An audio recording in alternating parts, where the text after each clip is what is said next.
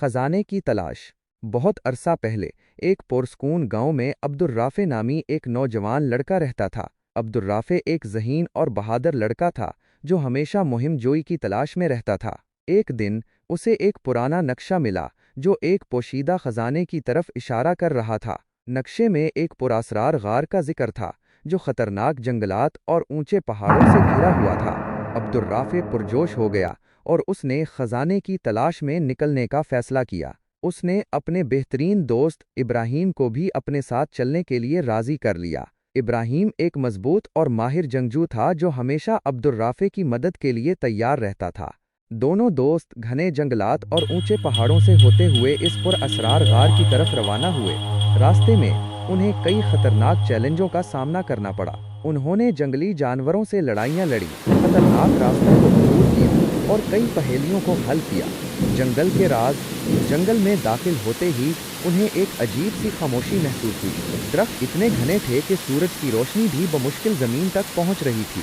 اچانک انہیں ایک دھاڑ سنائی دی۔ ایک دیو ہیکل ریچھ ان کے سامنے کھڑا تھا۔ ابراہیم نے اپنی تلوار نکالی اور عبدالرافع نے اپنا تیر کمایا۔ دونوں نے مل کر بہادری سے ریچھ سے جنگ کی اور اسے شکست دی۔ آگے بڑھتے ہوئے انہیں ایک دریا پار کرنا تھا۔ دریا میں تیز دھارا تھا اور اس میں خطرناک مگرمچھ تھے۔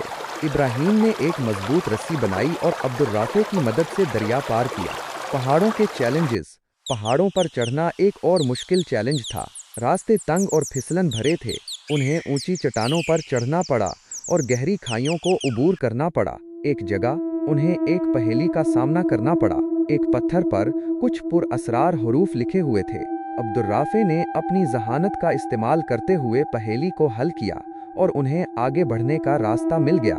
غار کا راز۔ آخرکار وہ اس غار تک پہنچ گئے۔ غار کے اندر انہیں ایک اندھیری اور گھومتی ہوئی سرنگ ملی۔ وہ احتیاط سے سرنگ میں آگے بڑھے جب تک کہ وہ ایک بڑے کمرے میں نہیں پہنچ گئے۔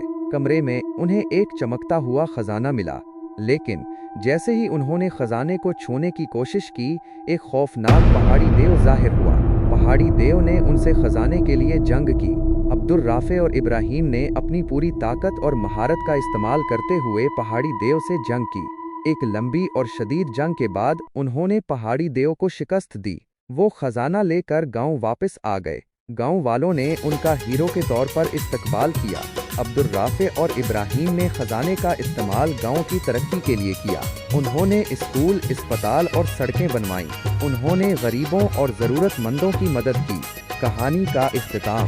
عبدالرافع اور ابراہیم کی بہادری اور ذہانت کی کہانی گاؤں کے لوگوں کے دلوں میں ہمیشہ کے لیے امر ہو گئی۔ انہوں نے ثابت کر دیا کہ ہمت، دوستی اور عزم کے ساتھ ہم کسی بھی چیلنج کا مقابلہ کر سکتے ہیں۔